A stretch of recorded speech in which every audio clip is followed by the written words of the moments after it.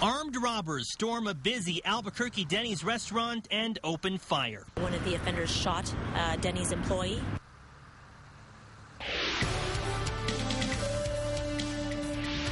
The Denny's employee, a young woman, is dead. Hello, everyone. I'm Tim Maestas. It happened this morning as dozens of people gathered for breakfast at the popular restaurant on Coors, just south of Interstate 40. Police describe it as a takeover robbery involving multiple suspects. News 13's Crystal Gutierrez is live at the crime scene now with the very latest. Crystal?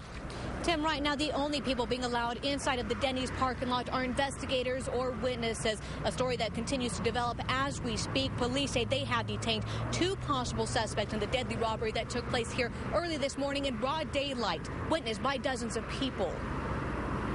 We couldn't understand what she was saying because it was so much turmoil and the screaming and hollering in the background, and she's really shaken up. There was one gunshot that went off in the back. And then we heard the guy in the middle, kind of reminding people to stay down, stay down.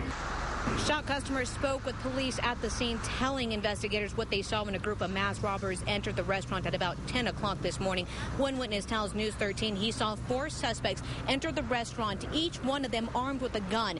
Customers hit the ground as the suspects split up. He says he heard a total of two gunshots. We know at least one of the shots killed a female employee. Albuquerque City Councilor Ken Sanchez was on his way to the Denny's to meet his mom for breakfast. We just heard from him moments ago. Police are now interviewing several witnesses at this time, trying to find out exactly what happened. A very traumatic scene for customers, employees, and of course for the family of the woman that was killed here early this morning. Police still have not released her name at this time. Officers working a robbery tact plan in the area were responded to the scene immediately. APD reports there's been a spike in crime on the west side. The investigation is expected to last throughout the night, so investigators can determine exactly what happened, and they continue searching for suspects. Back to you, Tim. Thank you, Crystal. As we mentioned, police have detained two people so far. The search for suspects now involves a second scene for police, a mobile home park near Central and 98th, not very far away from the Denny's location. A police pursuit led officers to the trailer park shortly after the shooting.